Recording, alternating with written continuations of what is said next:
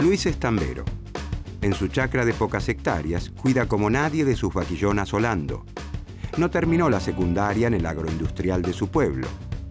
Todos los días, Luis lleva los cientos de litros de leche cruda de sus vacas a la industria láctea de Pedro.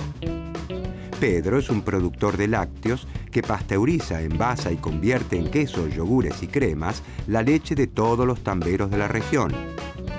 Pedro tuvo la oportunidad de estudiar, de especializarse en los procesos de los distintos productos de la industria láctea y tiene un ingreso muy superior al de Luis.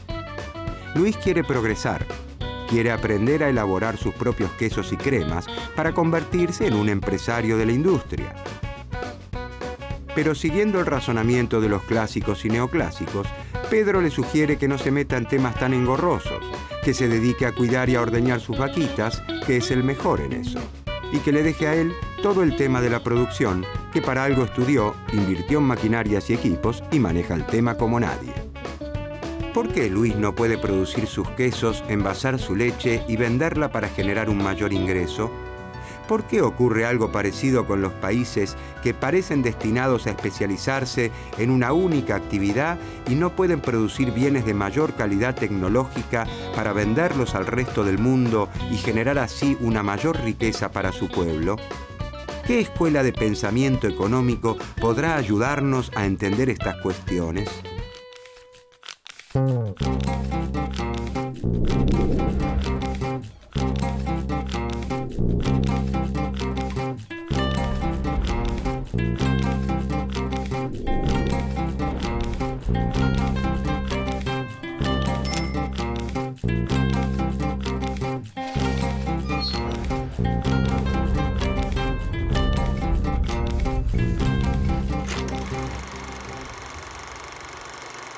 A comienzos del siglo XIX, los pueblos latinoamericanos se independizan de España.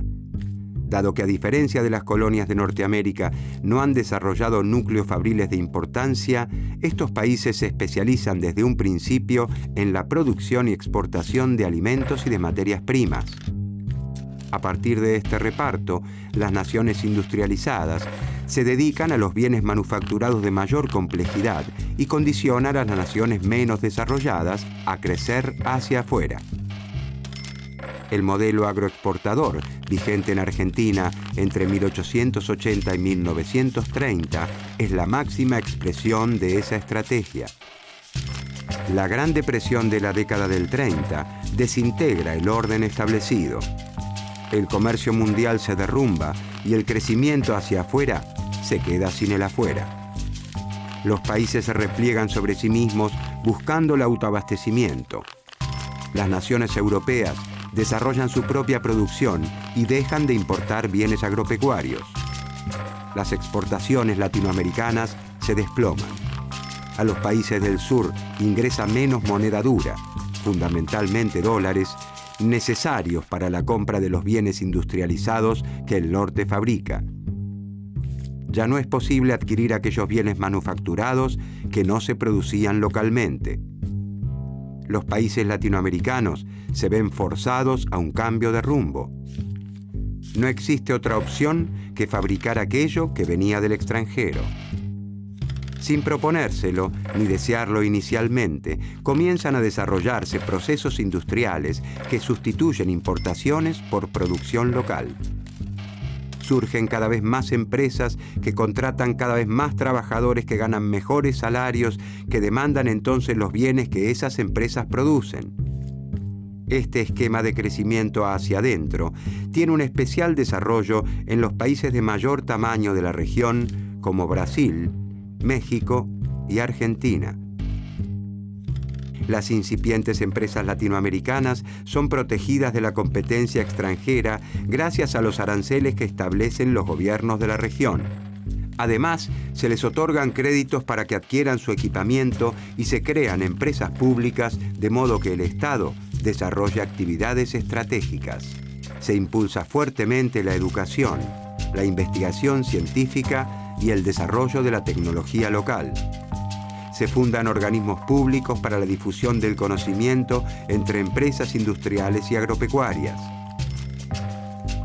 Esta estrategia de sustitución de importaciones permite reducir las compras al exterior de bienes industriales de consumo, como las prendas de vestir y ciertos alimentos. Con el tiempo, se extenderá a industrias cada vez más complejas. Sin embargo, el propio desarrollo de estas industrias comienza a generar un cuello de botella. Los países latinoamericanos no logran producir bienes de capital, es decir, bienes con los que se manufacturan otros bienes, como laminadoras de acero, plantas procesadoras de celulosa, máquinas, herramientas, bienes de mayor complejidad tecnológica. Vuelven a faltar dólares para importar esos insumos y maquinarias.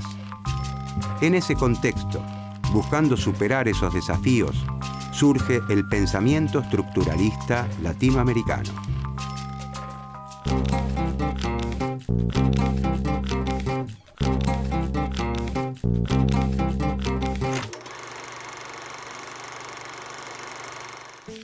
Al finalizar la Segunda Guerra Mundial, no hay duda sobre la debilidad que ha provocado el crecimiento hacia afuera en los países latinoamericanos.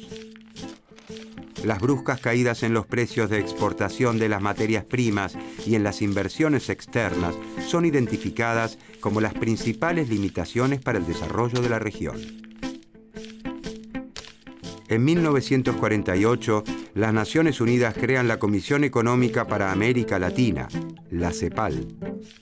En la CEPAL, un equipo de académicos y funcionarios, dirigidos por el gran economista argentino Raúl Prebisch, comienza a plantear un nuevo enfoque para los problemas latinoamericanos. Nace el primer gran cuerpo de pensamiento latinoamericano, el estructuralismo. La obra que da inicio a la Escuela Estructuralista Latinoamericana es El desarrollo económico de la América Latina y algunos de sus principales problemas, de Raúl Prebisch, conocida también como el Manifiesto Latinoamericano. Los estructuralistas latinoamericanos señalan que los males que aquejan a la región se encuentran en problemas estructurales de nuestras economías y recomiendan una fuerte participación del Estado para la instrumentación de grandes políticas que transformen realmente a las naciones. Un esfuerzo sostenido y de grandes proporciones como jamás ha tenido que acometerlo hasta ahora América Latina, advierte Prebisch. El trabajo de Prebisch abre la puerta a la expresión del pensamiento de otros latinoamericanos que desafían los dogmas de los grandes centros industriales. Celso Furtado en Brasil, Aníbal Pinto en Chile y Aldo Ferrer en Argentina, entre otros.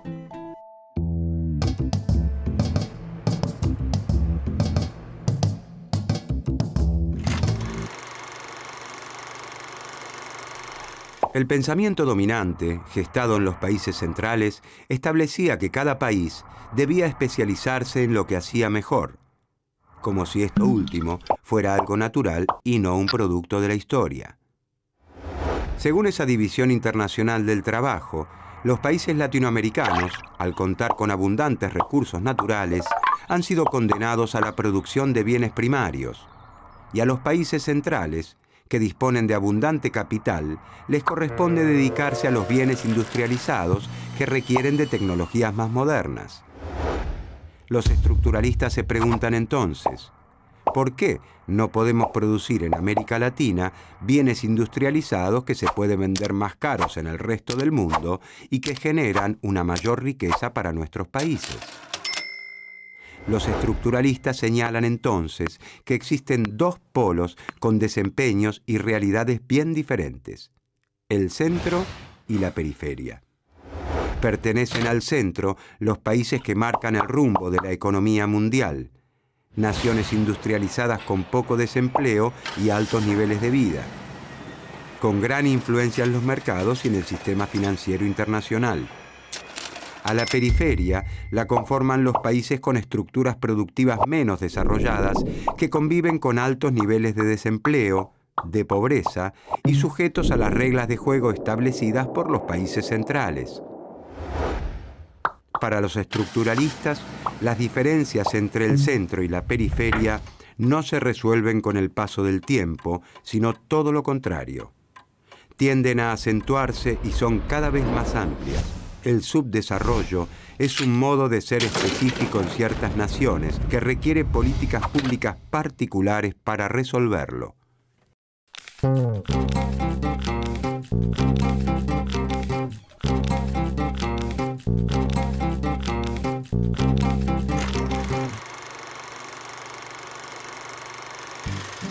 Las diferencias estructurales entre el centro y la periferia han nacido en tiempos de la colonia, pero según el pensamiento estructuralista, se reproducen y se amplían con el correr de los años. Las estructuras del centro son diversas. Incluyen una amplia variedad de bienes y de servicios. Producen de todo un poco. Desde los bienes de consumo corrientes de la población hasta las maquinarias y equipos necesarios para el funcionamiento de sus fábricas. Además, son eficientes porque utilizan de forma homogénea modernas técnicas de producción. Las estructuras de la periferia, en cambio, son especializadas. Lejos de toda variedad y diversificación, se concentran en los productos agropecuarios y minerales. La demanda de la población de otros bienes de consumo se satisface mediante las importaciones de los países centrales. La estructura, además, es heterogénea porque coexisten las actividades que se destinan a exportaciones hacia el centro y que evidencian un gran desarrollo tecnológico, con otras totalmente relegadas que solo interesan a la periferia. Como consecuencia, conviven en América Latina áreas sumidas en el atraso con otras muy modernas. La pobreza extrema con la riqueza. El sector rural latinoamericano, al incorporar equipamiento en reemplazo de mano de obra, expulsa a miles de trabajadores que se trasladan a las ciudades en busca de una vida mejor. Sin embargo, la atrasada industria no tiene la capacidad suficiente para absorber a todos esos trabajadores desocupados y a los que se incorporan como consecuencia del crecimiento de la población. De esta forma, una porción mayoritaria queda relegada y vive en pésimas condiciones en los barrios marginales que rodean las ciudades.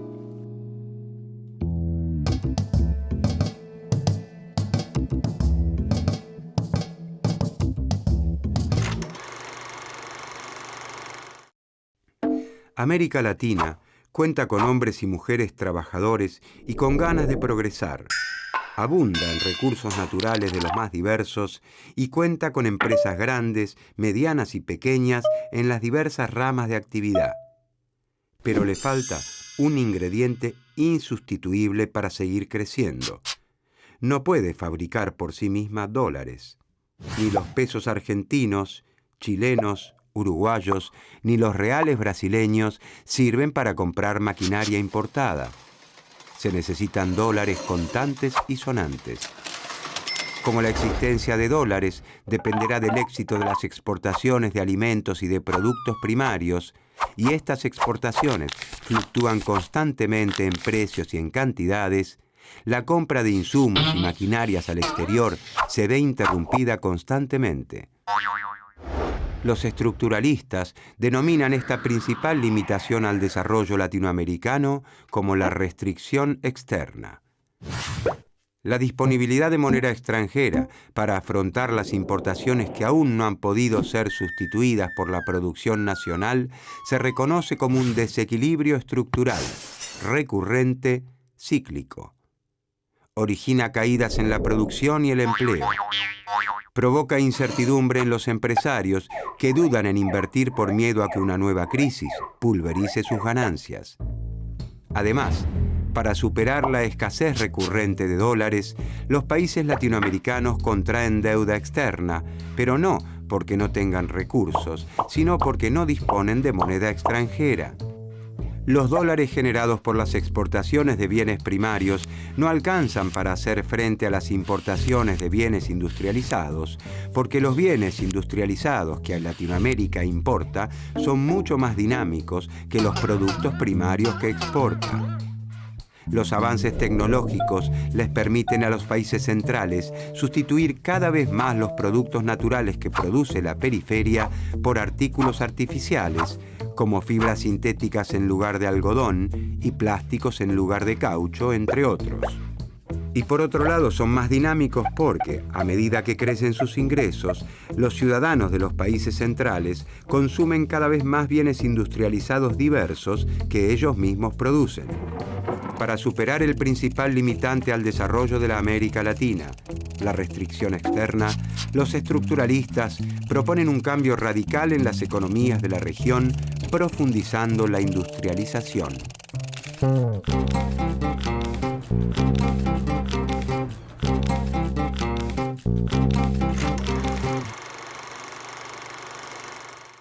Los estructuralistas creen que América Latina debe profundizar la industrialización que inicialmente surgió de manera espontánea después de la crisis de los 30. De esta manera, se reducirá la dependencia externa de bienes manufacturados de mayor complejidad y se aliviará la restricción externa. Al no depender de la importación de bienes de capital e insumos, el crecimiento de la región no se verá limitado por la falta de moneda extranjera. El desarrollo de nuevas industrias generará más puestos de trabajo, mejorará los salarios y logrará una mayor integración social, incluyendo a la población expulsada del campo. Para superar el atraso latinoamericano, los estructuralistas consideran que el Estado debe adoptar un rol fuerte y activo.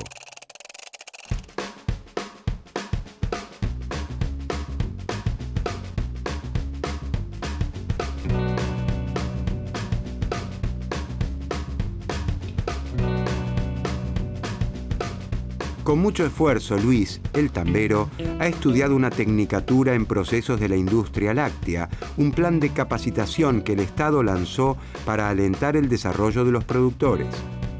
Con ese conocimiento, y gracias a un préstamo gubernamental que se les otorgó a todos los que completaron el curso, Luis se animó a producir sus quesos artesanales, sus mantecas.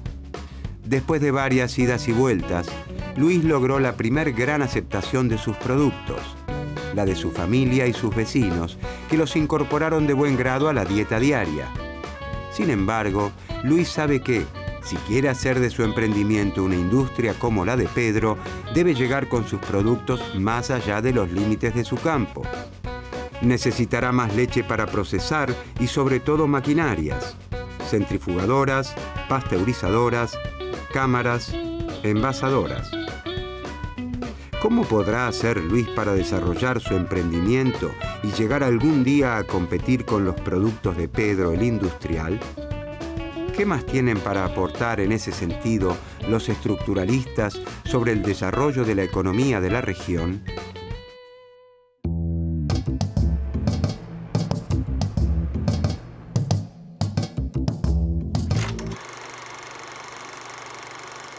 Para volverse más competitivas, operar de manera eficiente y aprovechar plenamente la capacidad de sus fábricas, algunas empresas industriales latinoamericanas necesitan dirigir su producción a mercados más amplios que los de su propio país. Y para lograrlo, los estructuralistas promueven la integración latinoamericana. Para eso es clave un proceso de integración regional que aliente una competencia controlada entre los países y la constitución de un mercado común latinoamericano. Ese mercado común permitirá que las empresas latinoamericanas que necesitan una demanda mayor para ser eficientes puedan lograrlo.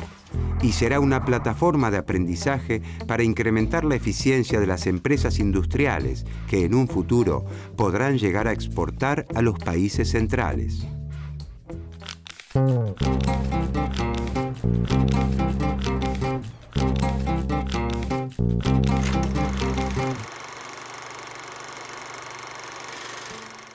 En un primer momento, y gracias a la estrategia de sustitución de importaciones, se crean cientos de miles de puestos de trabajo en la industria. Los trabajadores reciben mejores salarios y la pobreza se reduce notablemente en toda América Latina. Sin embargo, la restricción externa no puede resolverse. Las nuevas industrias requieren insumos, maquinarias y repuestos del exterior. Además, las empresas transnacionales instaladas en la región envían gran parte de los beneficios a sus países de origen y agudizan la escasez de moneda extranjera. Las industrias nacionales no logran exportar al resto del mundo y las que sobreviven lo hacen gracias a políticas proteccionistas permanentes que les permiten competir. Un grupo de pensadores latinoamericanos, los teóricos de la dependencia, adoptan posturas más radicales que los estructuralistas y proponen el socialismo como vía alternativa. La crisis derivada del shock del petróleo en 1973 y 1974, que encarece abruptamente el precio de este insumo fundamental, es un duro golpe para la sustitución de importaciones y siembra el terreno para el predominio de las políticas neoliberales durante el último cuarto del siglo XX en América Latina. En Chile y Argentina, el liberalismo regresa con fuerza de la mano de regímenes militares de una violencia inusitada.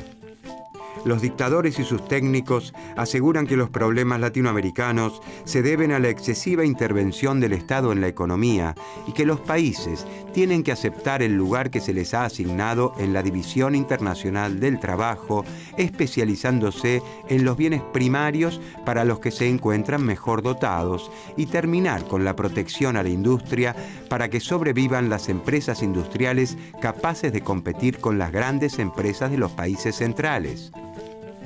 Durante los últimos años, Latinoamérica viene desarrollando una nueva etapa, una concepción alternativa del orden económico internacional. El pensamiento estructuralista vuelve a cobrar gran actualidad.